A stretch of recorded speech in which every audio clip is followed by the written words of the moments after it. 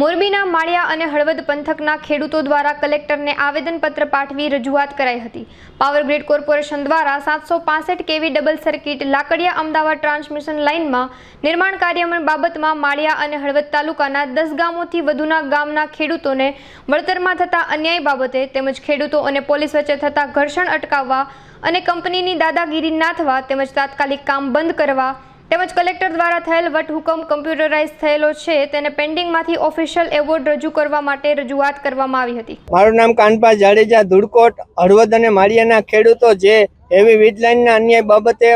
Collector સાહેબશ્રીને આવેદન આપ્યું કે 1003 ને 30% કોરિડોરનું જે સત્તાના આગેવાનોએ કીધું હતું કે તમને અમે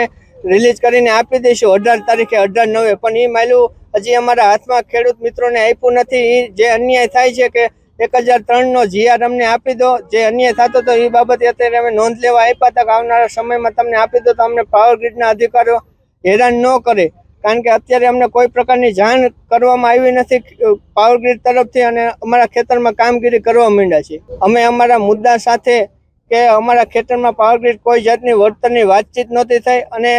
17 તારીખે સત્તાના આગેવાનોએ જાહેરાત કરી હતી કે 18/9/2024 અમે તમને 1003 અને 30% કોરિડોર વાળો જે આપણે સાહેબે પણ જાહેરાત મીડિયાના માધ્યમથી અમને મળ્યું હતું પણ એ હજી સાહેબે જીઆર રિલીઝ નથી કર્યો। એટલે એ રિલીઝ તમે ટૂંક સમયમાં કરી દો તો ખેડૂતોને નુકસાન ન જાય